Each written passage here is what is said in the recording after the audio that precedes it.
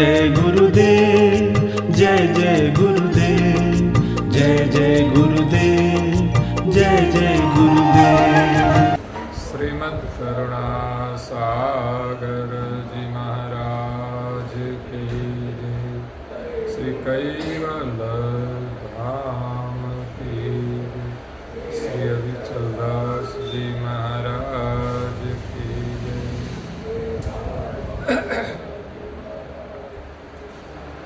सत केवल साहिब, सतकेवल साहिब, सतकेवल साहिब।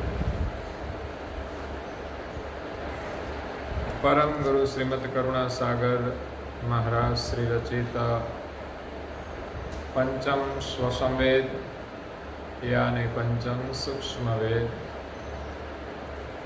दिव्य परम गुरु जी का आगमन और कर्ता की गुप्त गति दर्शावन को स्कंद पहला और चौपाई नंबर है 33।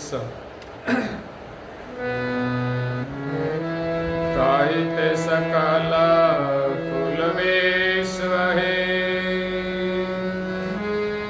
अटकी रहे हुई तपांथ,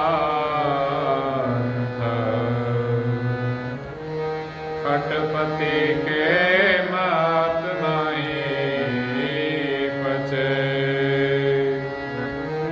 चिन्हे हो नहीं कुल कंथ।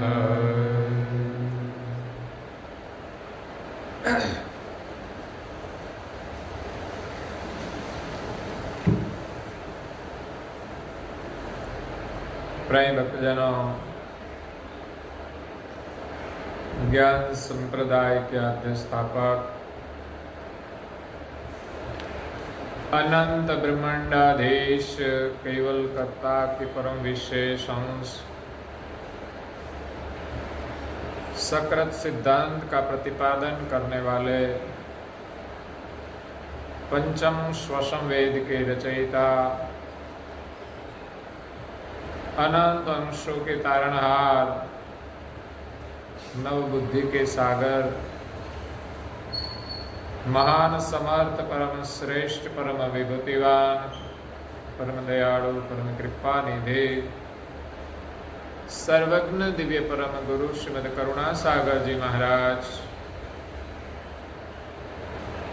जगत के जिज्ञासु और मुमुक्षु अंशों को यथार्थ ज्ञान का उपदेश देते हुए स्वरचित पंचम स्वसम वेद ग्रंथ के प्रथम स्कंद में दिव्य परम गुरु जी का आगमन और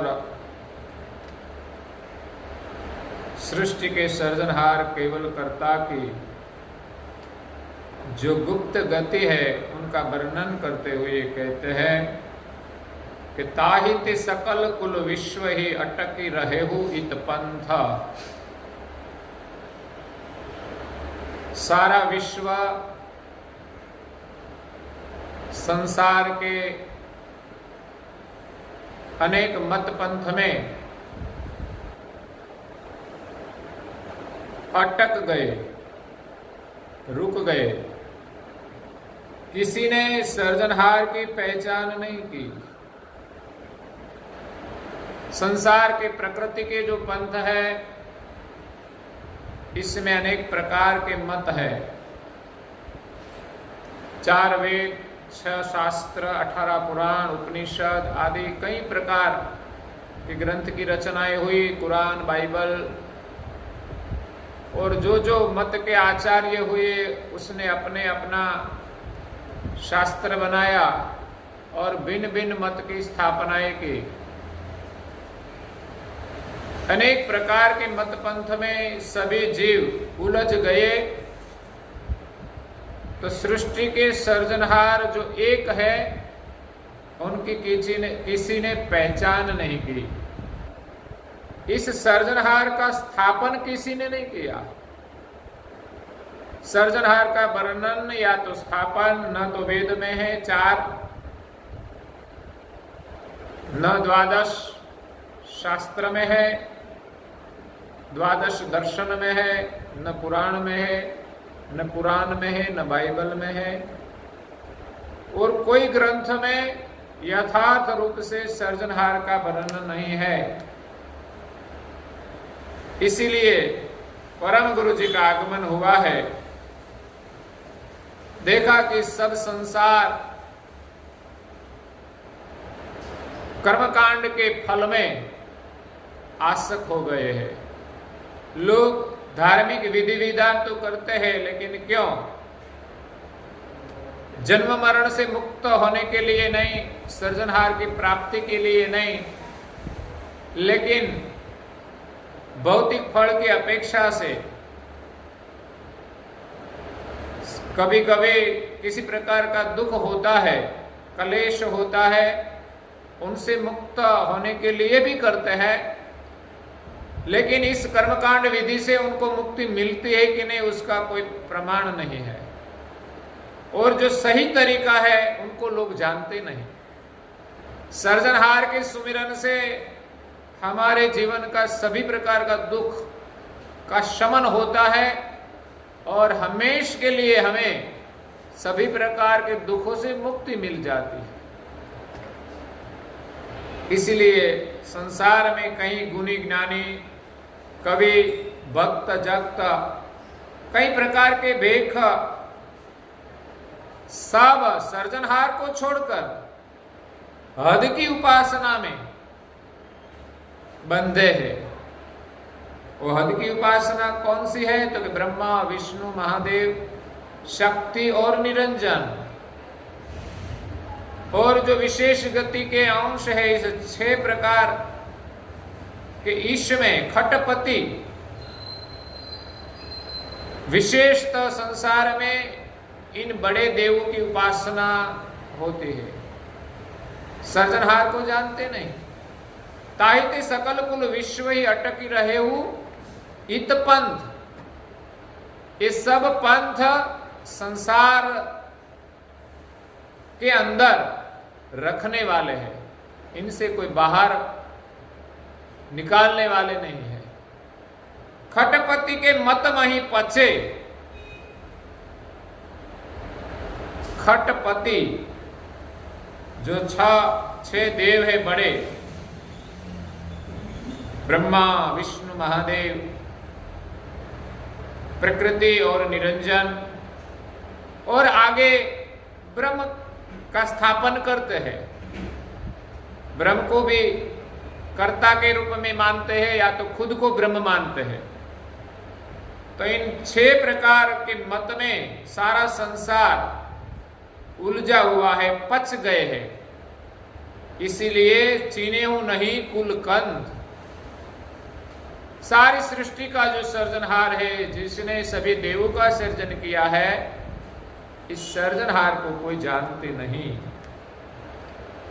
और आगे कहते हैं, याहिते अगमा गति जय उनकी, ते उनके ब्रह्म सिद्धांत, हे परमहंस जाहि छकी रहे, निरसत्व निष्ठ विधान। याही ते अगम गति जे उनकी। संसार में 3 गुण प्रकृति और निरंजन की उपासना करते हैं, और इनसे आगे कोई गए साधक याही ते अगम गति जे उनकी, जिनकी गति थोड़ी आगे की है। अगम गति जो है, ये जो 3 गुण प्रकृति और निरंजन की उपासना के आगे की जो गति है, जो अगम है, सारा संसार उनको जानता नहीं। लेकिन कोई कोई साधक आगे गए, तेहुन के ब्रह्म सिद्धांत। उनका सिद्धांत ब्रह्म का है कि सर्वत्र व्यापक ब्रह्म है, ब्रह्म से सृष्टि उत्पन्न होती है और ब्रह्म में विलीन हो जाती है। इसीलिए वहां भी व्यापक ब्रह्म के सिद्धांत में सृजनहार का स्थापन नहीं है। एक ब्रह्म द्वितीयो नास्ति, कि सारे संसार में एक ब्रह्म प्रकाश व्यापक है और जो दिखाई देता है वो सब नाशवंत है। तो हम कौन है? तो हम ब्रह्म है। तो यहां कोई सृजनहार का स्थापन नहीं है कि हम उनका भजन करें। हम ब्रह्म है तो भजन किसका करें? ब्रह्म का। तो यहां कोई सृजनहार का स्थापन नहीं है। लेकिन ब्रह्म जो सचराचर व्यापक है, प्रकृति के पर है, इसलिए कई परमहंस पुरुष प्रकृति का सुख छोड़कर इस ब्रह्म के भजन में चकित हो गए, वहां विराम हो गए। न तो वो प्रकृति के फंद में रहे, न वो सृजनहार के पास पहुंचे। निरसत्व निष्ठ वेदांत, वेदांत ने ब्रह्म सिद्धांत का स्थापन किया है कि ब्रह्म ही सर्वस्व है, जगत का कारण है। लेकिन वो निरसत्व सिद्धांत है। क्यों? कि जहां सृजनहार का स्थापन नहीं है वो सब निरसत्व है। ब्रह्म का जो आनंद है वो परम आनंद होते हुए भी वेदों ने जो ब्रह्म सिद्धांत का स्थापन किया है इसमें सृजनहार का स्थापन नहीं है। इसीलिए दिव्य परम गुरु जी यहां कहते हैं कि वेदांत की हुई जो स्थापना है वो निरसत्व है, शून्यवत है। वहां न तो अपना अनुभव है न तो मालिक का अनुभव है, वो उनसे परे है। ब्रह्म की उपासना शून्यवत है, निरसत्व है। तो परम गुरु जी कहते हैं, हे राम कृष्ण जुगैशन की गति गीता मति चीन, हे सोई समरस त्रिगुणातीत ज्योति ब्रह्म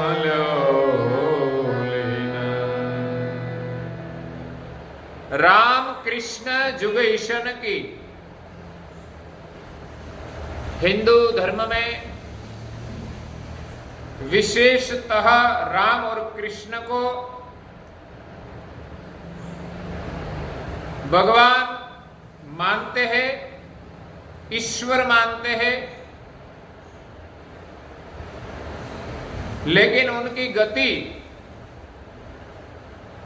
हम अपनी ज्ञान बुद्धि से देखें तो गीता में जो वर्णन किया है उसके अनुसार सोही समरस त्रिगुणातीत, तीन देव जो है ब्रह्मा विष्णु और महादेव, तीन गुण है, गुण के अवतार है।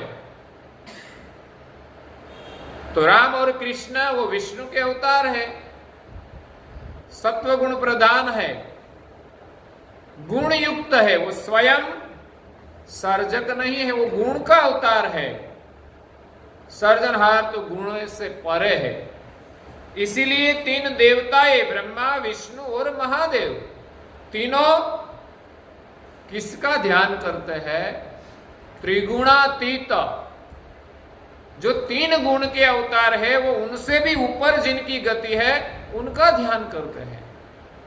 तो सारी सृष्टि का संचालन करते हैं तो उनसे परे जो प्रकृति है उनका भी ध्यान करते हैं। उनके ध्यान से सारी सृष्टि का संचालन सही रूप से होता है। और दूसरा उनसे आगे ज्योति पुरुष निरंजन है। भजन के लिए वो निरंजन का ध्यान करते हैं। सृष्टि की आद्य में देव और दानव दो पृथ्वी पर थे। जितना देव बलवान थे उनसे भी ज्यादा बलवान दैत्य थे, ऐसा वर्णन आता है। तभी देवों के साथ दानवों का युद्ध होता था। तो कहते हैं कि दैत्यों दानवों इतने बलवान थे कि देवों को भी भागना पड़ता था। तो वो भगवान कैसे कहे जाते? जिसको भागना पड़े किसी से तो उनको हम भगवान कैसे कह सकते हैं? तो देव जब भागते थे तब कहते हैं कि वो समुद्र में जाकर छुप जाते थे। बार बार ब्रह्मा विष्णु महादेव मिलकर इस सृष्टि का विस्तार शुरू करते थे। सर्जनहार ने जो बनाया है जगत, इसमें विस्तार करने का काम, प्रकृति का विस्तार तीन देव करते हैं। तो जब शुरुआत करे, ब्रह्मा जन्म दे, कुछ आगे रचना करे और पीछे शिव कुछ विष्णु पालन पोषण करे, लेकिन उनसे पहले ही दानवों उसको ध्वस्त कर देते थे, विस्तार आगे बढ़ने ही नहीं देते थे। तो कई बार देवों ने इस प्रकार सृजन किया और दानवों ने सब विनाश कर दिया। कहा जाता है कि देव सब सृजन करते करते थक गए, तब प्रार्थना की। उनके पर भी कोई थे शक्ति, उनके पर भी कोई देव थे, आद्य पुरुष निरंजन। तो ऐसे ही वो प्रार्थना करते थे कि हम क्या करें, अब तो हमारी शक्ति भी आगे नहीं बढ़ सकती। तो आकाशवाणी से निरंजन पुरुष देवताओं को मार्गदर्शन देते थे कि ऐसा करो कि देवों और दानवों मिलकर समुद्र मंथन करे और इनमें से 14 रत्न निकले। सब रत्न देव ले गए और मदिरा जो निकली वो सब दानवों को पिला दी। इसीलिए मदिरा में मस्त रहकर वो सो जाएंगे और आप अपना काम करोगे। इसीलिए सृष्टि के आद्य में जब भी देवों को भी मुश्किलें आती थी, तब वो उनके ऊपर आद्य पुरुष निरंजन को प्रार्थना करते थे। और जब वो ध्यान में बैठते हैं, शिव जी देखते हैं कि ध्यान करते हैं स्मशान में बैठकर, वो स्वयं भगवान है, तो उनको ध्यान करने की जरूरत नहीं। लेकिन ब्रह्मा विष्णु महादेव ऊपर आद्य पुरुष निरंजन विराजमान है, उनका भजन करते हैं। इसीलिए यहाँ परम गुरु जी कहते हैं कि कई परमहंस पुरुष जो हुए संसार में, वो त्रिगुण की उपासना छोड़कर आगे निरंजन की साधना करते हैं। कई योगी पुरुष ध्यान करते हैं, तो ब्रह्मरद्र में जो निरंजन ज्योति का स्थान है उनका ध्यान करते हैं और उनके आगे ब्रह्म सिद्धांत है। वो ब्रह्म में अपनी सुरता जोड़कर वो लीन हो गए। तो तीन देव जो है ब्रह्मा विष्णु महेश, ये विष्णु के अवतार राम और कृष्ण को जगत ईश मानते हैं। लेकिन गीता में जो उपदेश दिया है कि जब भी महाभारत का युद्ध हुआ और अर्जुन सामने पक्ष में कौरवों में अपने कुटुंबीजनों गुरुजनों को देखकर निराश हो गया कि मैं इनके साथ युद्ध नहीं कर सकता, तभी गीता में श्री कृष्ण कहते हैं कि युद्ध धर्म और अधर्म का है। कई उपदेश दिया लेकिन समझ में नहीं आया, तब श्री कृष्ण ने ज्योति पुरुष का दर्शन कराया और ज्योति का दर्शन करने के बाद अर्जुन को समझ में आया, कृष्ण का स्वरूप उसने देखा। तो श्री कृष्ण जिसका ध्यान करते हैं वो ज्योति पुरुष निरंजन, सोही समरस त्रिगुणातीत ज्योति ब्रह्मल्यो लीन। तो तीन गुण ज्योति का दर्शन करते हैं, भजन करते हैं और आगे ब्रह्म का अविलान करते हैं, या तो ब्रह्म के साथ एकता करते हैं। उनकी दृष्टि ब्रह्म तक पहुंची है। उनसे आगे जो सर्जनहार है उनकी पहचान देवों के पास भी नहीं है। देवों भी सर्जनहार को जानते नहीं है। खरव खरव गति अगमल्यो उचरे ज्ञान कबीर इन्हें अक्षर घर रहे सार शब्द रखे अरब खरब गति अगम ल्यो उचरे ज्ञान कबीर। परम गुरु श्रीमद करुणा सागर जी महाराज यहां कबीर जी का ज्ञान और सिद्धांत का वर्णन करते हैं कि संसार में कई महान पुरुष हो गए हैं। उसने संसार में ज्ञान के माध्यम से कुछ खोज की है, जिसको जो अनुभव हुआ वो जगत को दिया है, लेकिन किसी ने सर्जनहार की पहचान नहीं की, इसीलिए परम गुरु जी का आगमन हुआ है। तो कबीर जी जो एक परम संत पुरुष थे, कहा जाता है कि परम गुरु जी जब कैवल धाम से देवलोक में आए, तब नीचे जब सतलोक में गए, जहां अरुणामय उजागर नाम के एक राजा थे, उनकी एक कुंवरी थी,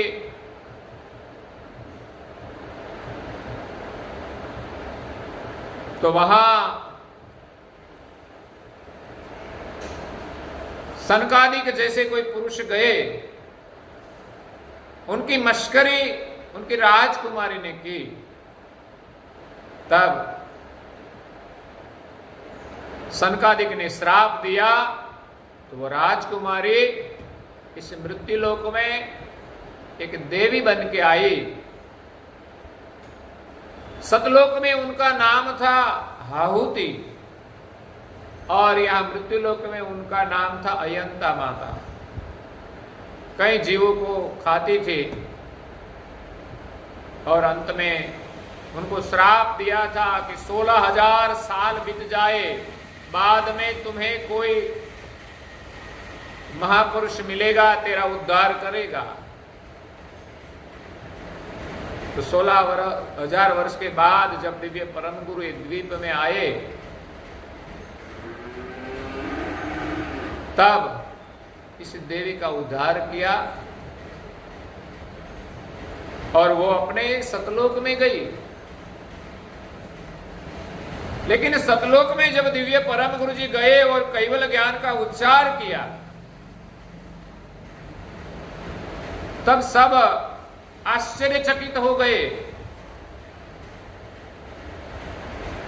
कि तो कैसा अद्भुत ज्ञान है। तब उस लोगों ने कहा कि पहले भी एक महापुरुष आए थे, अपने जैसी वाणी बोलते थे, ज्ञान का उच्चारण करते थे। कौन था? तो कि उसका नाम जगत में कबीर कहा जाता है। तो कबीर जी भी सतलोक में गए और वहां उनको उपदेश दिया होगा। तो ये जागृत पुरुष थे, ज्ञानी पुरुष थे। ऐसे कबीर जी आज से करीब 500 साल पहले इस भारत में काशी नगरी में हुए। उसकी जन्म कथा का कोई प्रमाण नहीं है, किसने जन्म दिया, लेकिन कहा जाता है कि एक दंपति थे मुस्लिम, नीरू और नीमा नाम के। वो काशी में लहर तारा नाम के तालाब है, वहां जब कुछ कपड़े धोने के लिए गए हो कि कुछ काम के लिए वहां निकले, तब ये बालक इस तालाब में थे। किसी ने रख दिया होगा, जिसने जन्म दिया हो। कि किसी प्रकार वो वहां आए वो कुछ पता नहीं।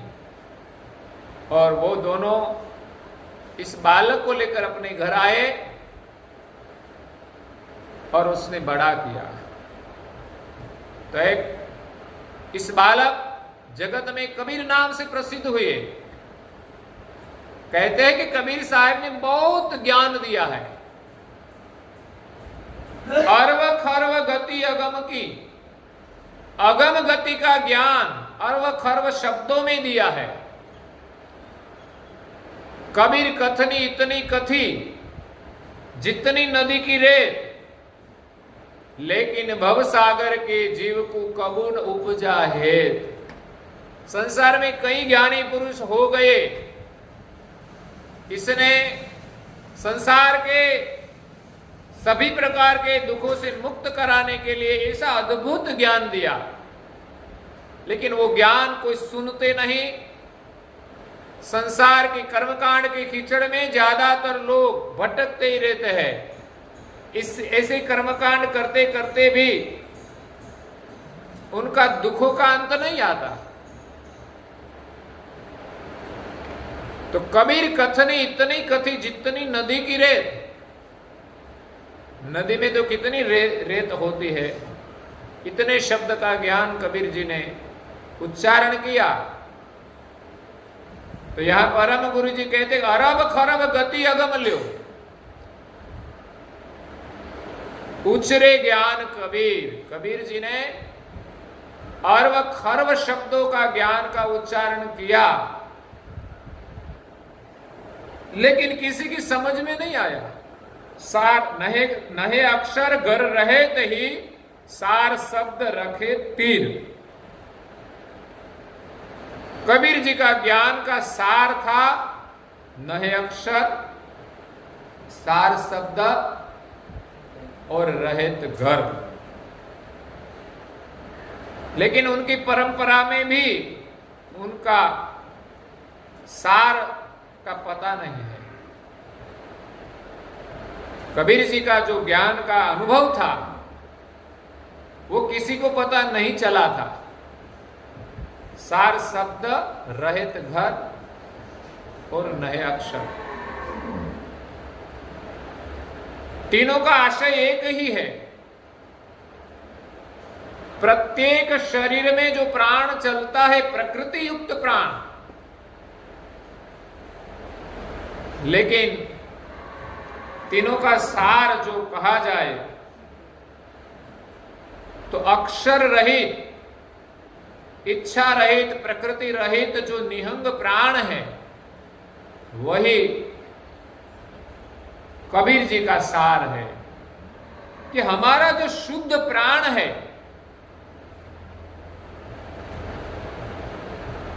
उनके पर हम दृष्टा है। शुद्ध प्राण अक्षर रहित, उनका जो अंत है वही निज घर है। प्राण जहां विलीन हो जाते हैं वहां वही हमारा निज घर है। तो वो बात सही है कि जहां से प्राण शुरू होता है चैतन्य वहां ही निवास करता है। लेकिन ये अंश सर्जनहार का है वो प्रतिपादन नहीं किया, सिर्फ निज रहित घर बताया कि अपना घर कहां है कि जहां प्राण का विराम है। एक शरीर का जो प्राण है उसका विराम अपना स्वरूप में है, और समस्त ब्रह्मांड में जो ब्रह्म है उनका कारण क्या है, कहां है, तो कैवल में है, सर्जनहार में। लेकिन रहित घर का संकेत किया, लेकिन खुद का पूरा अनुभव नहीं हुआ। अपना स्वरूप को अलग माना कि हमारा रहित घर ये जो नहे अक्षर है, जहां अक्षर नहीं है, जहां प्राण नहीं है। सार शब्द, जो शब्द बोला जाता है वो प्राण से बोला जाता है, लेकिन जहां शब्द भी नहीं है, जहां शब्द विलीन हो जाते हैं, वो सार शब्द है, वही हमारा रहित घर है। कहा जाता है कि कबीर जी ने स्वरूप का निर्णय किया है कि हमारा स्वरूप ब्रह्म नहीं है, वो ब्रह्म जो है प्राण, वो जो विलीन हो जाते हैं वही हमारा रहत घर है। इसलिए उसने अंश पद का तारण किया है, ऐसा कहा जाता है। सतगुरु सत बतावे जे अंश, सदगुरु वही है जो अंश का निर्णय करे। तो सदगुरु जी ने थोड़ी अंश की परिभाषा बताई है, इसीलिए वो सदगुरु की कक्षा में आते हैं। उसी के अलावा संसार में किसी ने अंश पद का तारण नहीं किया है कि हम कौन है। सब ब्रह्म ब्रह्म करते हैं, लेकिन खुद का पता नहीं कि हम कौन है। तो यहां कबीर जी ने अर्व खर्व शब्दों में ज्ञान का जो उच्चारण किया है, उनका सार शब्द रहत घर और नहे अक्षर है। उसका वर्णन परम गुरु जी विस्तार से यहाँ करते हैं। कबीर जी का सार शब्द रहत घर और नहे अक्षर का आशय क्या है, किसको कहते हैं, और कबीर जी का वर्णन करने का आशय क्या है, वो भी आगे परम गुरु जी हमें बताएंगे। तो वो हम कल सुनेंगे। और आज के प्रवचन को यहाँ विराम देते हैं। श्रीमद् करुणा सागर जी महाराज की जय। श्री कैवल धाम की, श्री अविचल दास जी महाराज की जय।